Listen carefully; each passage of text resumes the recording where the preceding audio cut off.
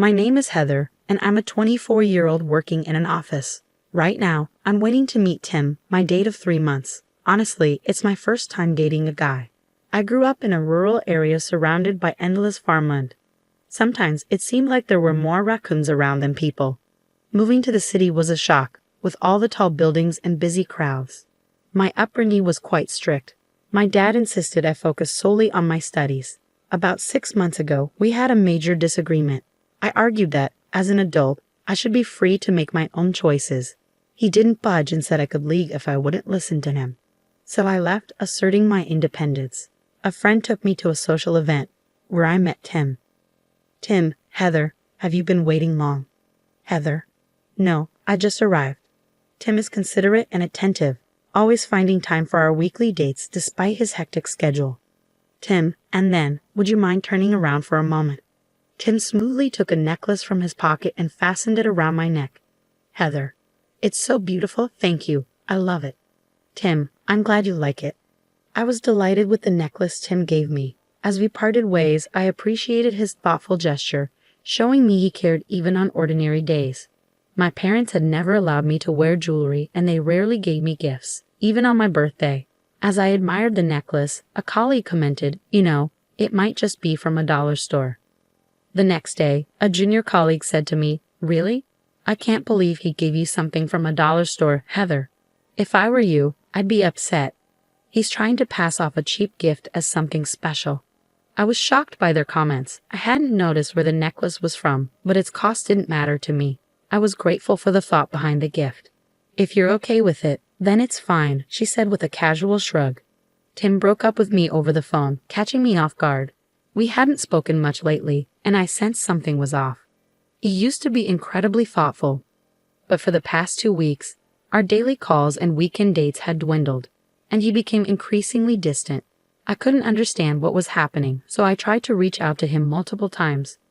When Tim finally picked up my call, he sounded cold and detached, nothing like the person I used to know.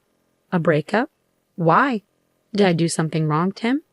Not really, he replied flatly. Then what is it? I pressed him for an explanation, but all he could manage was a long, drawn-out sigh. Ew, it's just too much. What I'm trying to say is, let's break up. All of a sudden. Why? My voice wavered as tears filled my eyes, but Tim seemed unaffected. Poor people always get emotional quickly, don't they? What? The call abruptly ended, and although I tried to contact him several times afterward, he never responded. Being dumped without explanation left me heartbroken, and I lost my appetite for days. Junior colleague: Heather, you need to cheer up. You haven't been eating, have you? You're losing weight. My junior colleague was concerned about me and took care of me, but I remained downhearted. Fast forward 3 years. One day, while I was off work, my junior colleague and I were enjoying burgers at the park when a couple strolled by. We're going on a night cruise for dinner. It's the top-tier one, so exciting. I recognized the voice, and when I looked up, there was Tim in a polished suit, alongside a woman dressed in a short jacket, mini skirt, and high heels. I was taken aback by the unexpected encounter, but Tim didn't acknowledge me. Instead, he glanced at my junior colleague and me with a disdainful look. You, fast food at the park is so cheap. How pathetic. Be careful what you say, she might start crying. We should pity her. This is probably the best she can afford. Tim's apparent girlfriend not only failed to reprimand him, but also joined in laughing at us.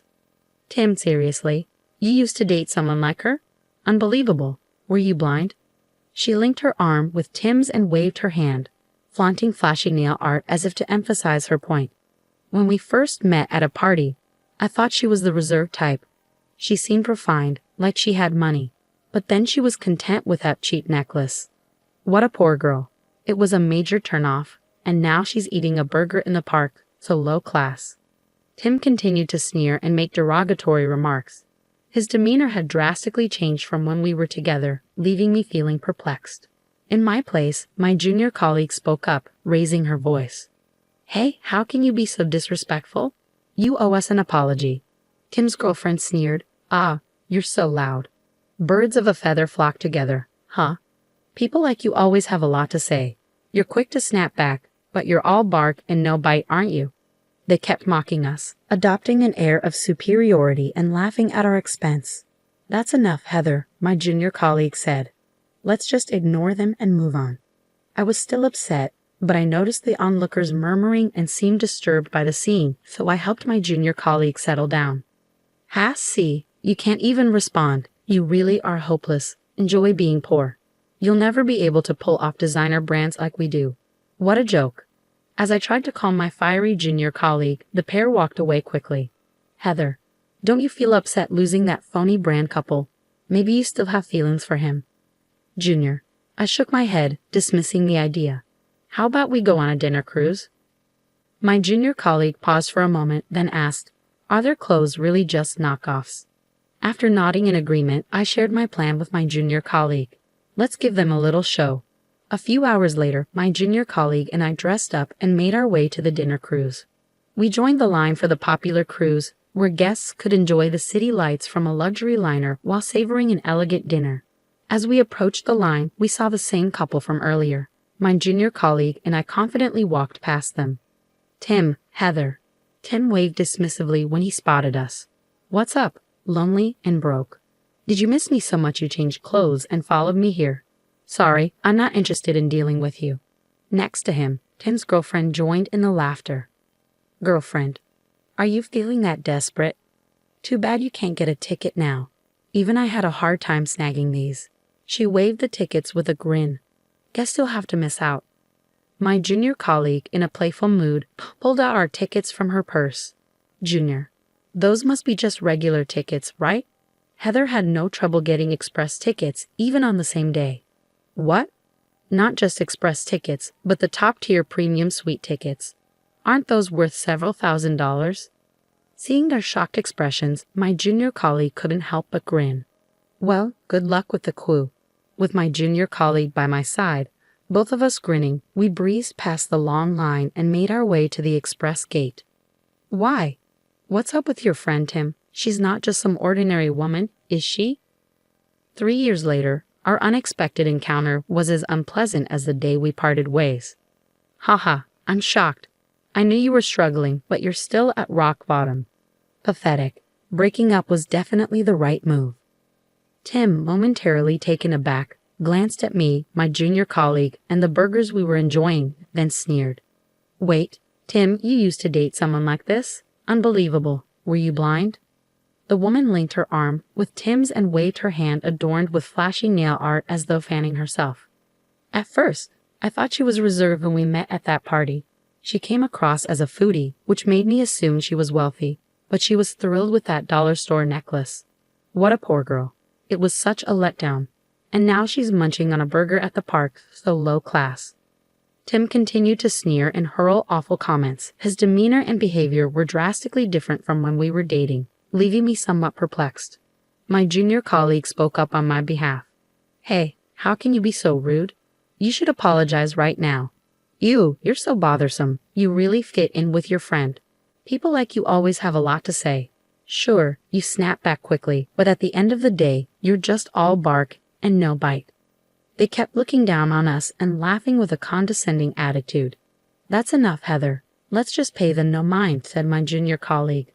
While my junior colleague was still visibly upset, I noticed people around us whispering and looking uncomfortable, so I tried to calm her down. Ha, look at you. You can't even respond. You're truly hopeless. Enjoy being poor. It's clear you'll never afford designer clothes like us. What a shame. As I was settling down my fiery junior colleague, the pair briskly walked away. Heather, aren't you bothered by losing out to that couple of phonies? Maybe you still have feelings for him. Junior, no, I shook my head, signaling that her assumption was incorrect. Would you like to go on a dinner cruise? My junior colleague was momentarily surprised and asked, Wait, are their clothes really fake? Once I nodded, I shared my plan with her. Let's put on a little display. A few hours later, after my junior colleague helped me get ready, we made our way to the dinner cruise. There was a long line for the sought-after cruise, where guests could enjoy city lights from a luxury liner while savoring an elegant dinner. When my junior colleague and I spotted the couple from earlier in the line, we walked right past them. Tim, Heather, Tim dismissively waved his hand when he saw us. What's going on? Broken and lonely? Miss me so much you decided to follow me and even change your outfit? It's not going to happen. I can't deal with someone like you." Next to him, Tim's girlfriend also burst out laughing. "Girlfriend, did you miss him that much? Too bad you can't get a ticket now. Even I struggled to snag this one." She waved her tickets, grinning smugly. "Too bad for you." My junior colleague, still in good spirits, reached into her purse and pulled out our tickets. "Junior, those must be just standard tickets, right? You had a hard time with those." Heather, on the other hand, can easily secure express tickets even on the same day. "What? Not just express tickets, but the top-tier private suite tickets. Aren't those worth several $1,000s?" Seeing their astonished expressions, my junior colleague smirked. "Good luck waiting in line." With my junior colleague grinning beside me, we skipped past the long line and headed to the express gate. "What is going on? Tim, who is she? She's not just some ordinary person, is she?" 3 years later, this unexpected run-in was as unpleasant as the day we broke up. "Wow, I'm amazed. I knew you were struggling, but you really haven't moved on. You're still pathetic. Breaking up with you was definitely the right decision." Tim, momentarily taken aback, glanced at me, my junior colleague, and the burgers we were eating, then sneered. "Really, Tim? You dated someone like her? I can't believe it. Were you not paying attention?" His companion linked her arm with Tim's and waved her hand, showing off flashy nail art. "When we first met her at a party, she seemed modest. I thought she was a food expert and assumed she was wealthy. But she was pleased with a necklace from the dollar store. How pitiful. It was such a disappointment. And now she's eating a burger in the park, so low class." Tim continued to sneer and hurl insulting remarks. His demeanor and attitude had drastically changed from when we dated, leaving me feeling somewhat puzzled. In my place, my junior colleague spoke up, raising her voice. "Hey, how can you be so disrespectful? You owe us an apology. You're irritating. You and your friend, you're so loud. People like you always talk back quickly, but in the end, you're just all bark and no bite, right?" They continued to belittle us, laughing with an air of superiority. "That's enough, Heather. Let's just ignore them," my junior colleague said. Despite my junior colleague still being upset, I noticed the people around us whispering and looking uncomfortable, so I tried to calm her down. "Ha, look at that, you can't even respond. You're truly hopeless. Enjoy being poor. It's clear you'll never afford designer brands like us. What a shame." As I soothed my fiery junior colleague, the pair left in a hurry. "Heather, aren't you bothered by losing out to that pair of phummies? Maybe you still have feelings for him." "Junior, no," I shook my head, dismissing her suggestion. "Would you like to go on a dinner cruise?"